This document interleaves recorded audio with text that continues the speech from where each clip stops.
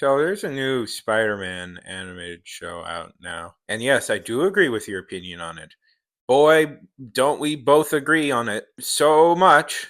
I also think it's really funny how in many ways every animated teen superhero show has been a Spider-Man adaptation. They're all aiming to be the next Spider-Man. It's funny to me that the most successful one where he was an adult mostly. I did really like the Spectacular Spider-Man, but unfortunately that got shot in the foot. But we finally got a new Peter Parker cartoon. Not the one they were thinking of doing with Tom Holland. This seems to be a totally new one. And I'm sure you're wondering what I thought of the pilot. Haven't seen it. This might surprise you, but lately Marvel has gotten into the business of producing comic books. And there is an official prequel comic that Marvel has been putting out in preparation for this show, and I read it. So we start with a flash forward with Peter definitely maneuvering around one of the dumber cliches in fiction. I know you're asking, how did I get here? By instead going, I'm not going to say, you're probably wondering how I got here. He is very painfully aware of how he got here. It's because he's Spider Man. Although I do appreciate the writers being aware of what a lame cliche that is, calling out the cliche and still doing it isn't exactly fixing the problem. That was the action opening flash forward for Peter Parker's first day of school.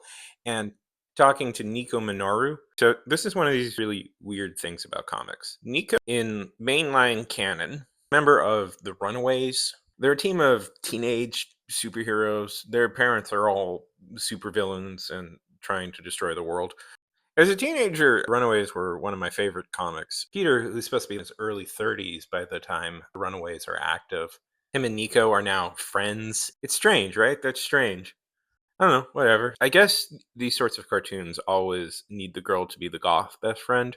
Nico does fit that more. But I'm right, though. It's strange, I guess. I just find it weird. The thing is, Nico's always been a standout in the Runaways. She's been one of the better characters. Theoretically, she should probably have her portfolio raised. Thought it would maybe make more sense to have her be Doctor Strange's apprentice. Something like Hawkeye and Hawkeye's relationship. God, Matt Fraction's Hawkeye is so good. I love that series so much. You guys just have no idea. I'll get to it one day, trust me. But Spider-Man. Anyways, Peter gets bitten by a spider and gets sick. Happens like that, and I don't necessarily agree with it just happening so casually.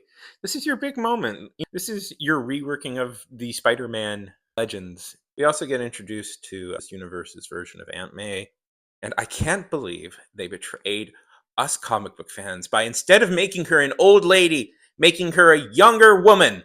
I get so angry at this. Actually, I don't really mind this. I've never minded this change.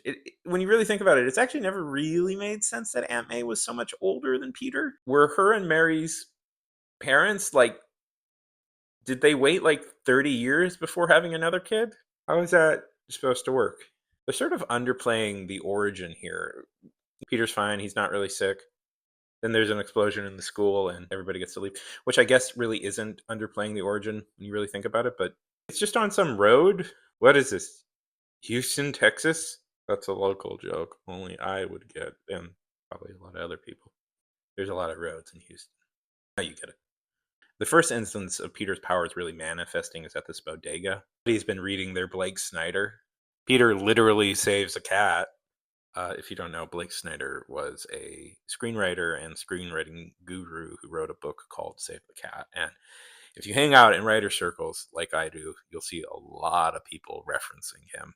Fun fact about Blake, one of his more notable movies is Stop, Or My Mom Will Shoot, which was a Sylvester Stallone Getty vehicle. Later in the evening at Peter and May's apartment, Nico and her foster mom stop by.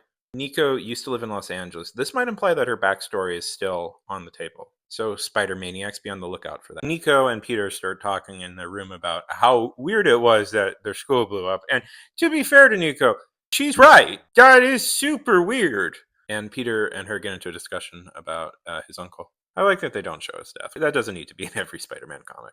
And in the way that a lot of these comics go, they get into their head that they should try and figure out the mystery, which is good. Listen, if you're doing a teen superhero thing, the teenagers should want to solve the mystery and get themselves into trouble. Apparently, we are doing evil villain wants to buy up the school, which I don't know. This is for kids. Remember, this is for kids. They go in and investigate, and it's pretty obvious somebody intentionally tried to blow up the school. Nico then looks into the real estate conglomerate that's trying to buy the school's land, and they find it's owned by mob boss Silvio Manfredi, who this eventually happens to in the comics. And I actually don't know a super lot about this character.